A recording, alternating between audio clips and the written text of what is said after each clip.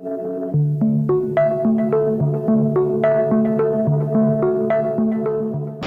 देश में ऐसे विद्वान लोग हैं जो किसी यूनिवर्सिटी में नहीं गए, किसी कॉलेज में नहीं गए, विद्वता की इतनी ऊंची ऊंची बातें सिखा देते हैं कि हैरान होता है आदमी। मैं भी बहुत हैरान हूं। एक बार आंध्र प्रदेश के एक छोटे से गांव में एक 80 साल के बुजुर्ग ने मुझे समझा दिया। मैंने पूछा, दादाजी इतना दान क्यों करते हैं भारत में? तो उन्होंने कहा, देखो बेटा, भारत में धन के 3 ही अंतिम रास्ते हैं। धन के 3 ही अंतिम रास्ते हैं। या तो इसको भोग कर लो, या तो इसको दान कर लो, नहीं तो ये चोरी चला जाएगा। या तो भोग कर लो, या तो दान कर लो, नहीं तो चोरी चला जाएगा।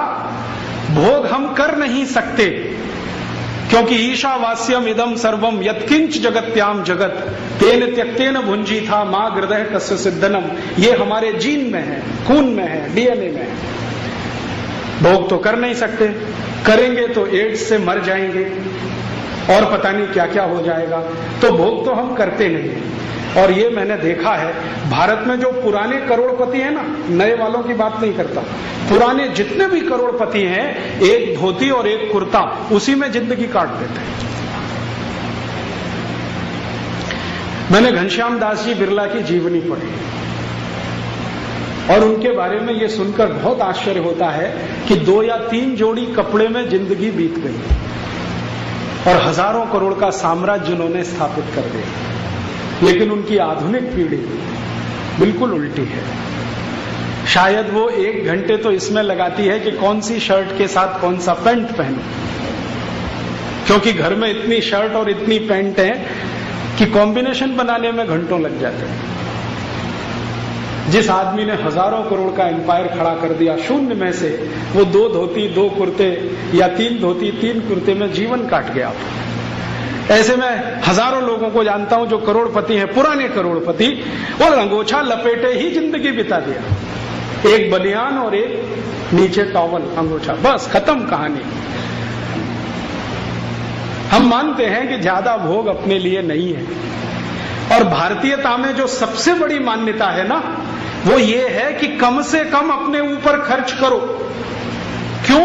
ये शरीर नश्वर है, इसको लीप पोतने में क्यों लगे हुए? थोड़े दिन में चला जाएगा, कुछ बचेगा नहीं इसमें। तो ज्यादा से ज्यादा दूसरों पे खर्च करो। तो हमारा जो निजी जीवन है ना, प्राइवेट लाइफ, वो बहुत संयमित है, कम खर्चे वाली है। और हमारी जो पब्लिक लाइफ है वो बहुत खर्चीली है, बहुत पैसे वाली है। पब्लिक लाइफ में हम मंदिर बनाएंगे, करोड़ों रुपए खर्च करेंगे। मंदिर का प्रतिष्ठा समारोह होगा, करोड़ों रुपए खर्च करेंगे। दावत होगी, क्या क्या होगा, सब कुछ होगा, करोड़ों रुपए खर्च होंगे।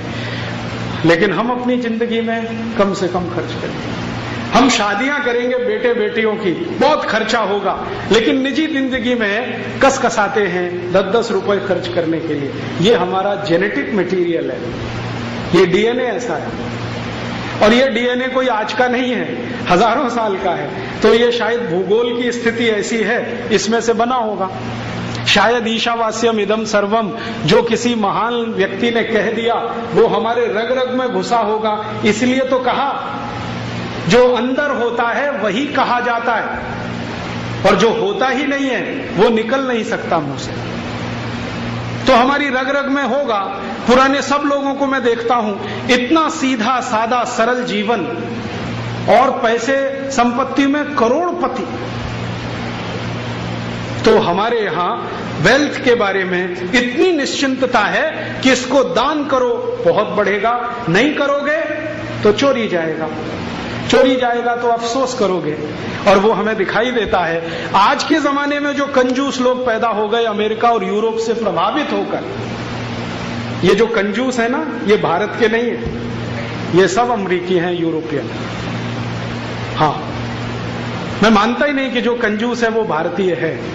भारतीय कंजूस हो गया तो भारतीयता चली जाएगी। ये जो अमेरिकी असर हम में आ गया, यूरोपियन असर आ गया, हम कंजूस हो गए, तो कंजूस लोगों को मैंने देखा है कि उनका धन सब चोरी ही जाता है। या तो कभी इनकम टैक्स वाले ले जाते हैं, कभी सेल्स टैक्स वाले ले जाते हैं, कभी वैल्यू एडेड टैक्स वाले ले जाते हैं, और वो फड़फड़ाता रहता है, तड़पता रहता है, उसकी आंखों के सामने लूट होती है।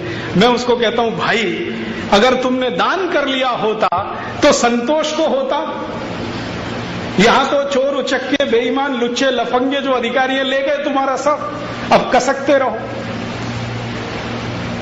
तो भारतीय तो कंजूस हो नहीं सकता। क्यों नहीं हो सकता? क्योंकि भारतीय प्रकृति कंजूस नहीं है। हम कैसे हो जाएंगे? हमने सुना है यथा पिंडे तथा ब्रह्मांडे, और यथा ब्रह्मांडे तथा पिंडे। जो पिंड में है वो ब्रह्मांड में है, जो ब्रह्मांड में है वो पिंड में है। तो हमारा ब्रह्मांड तो इतना रिच है, इतना धनी है, संपत्तिवान है, हम कंजूस कैसे हो सकते? कितना धनी है हमारा ब्रह्मांड। हम एक बीज डालते हैं, उसमें से 100 बीज निकल आते हैं। हम एक आम की गुठली लगाते हैं, उसमें से हर साल 1500 आम टूटते हैं, कम से कम 50 साल तक, और जो ठीक देखभाल करें तो 100 साल तक। हम एक बीज बाजरे का डालते हैं, बाली पर 250-300 बीज आ जाते हैं। प्रकृति ने हमको इतना दिया है, ब्रह्मांड में इतना कुछ मिला है, तो हम कंजूस हो नहीं सकते। जैसी प्रकृति वैसे हम। तो ये कंजूसी होना भारत का गुण नहीं है, ये यूरोप से आया है। क्यों? वहां वेल्थ का कुछ पक्का नहीं है।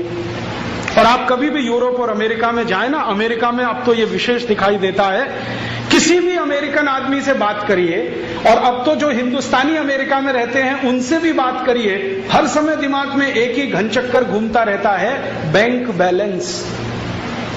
हर समय एक ही कैलकुलेशन, बैंक बैलेंस। आप किसी भी अमेरिकन से 5 मिनट बात कर लीजिए, 5 मिनट में 2 बार पूछ लेगा आपका बैंक बैलेंस कितना।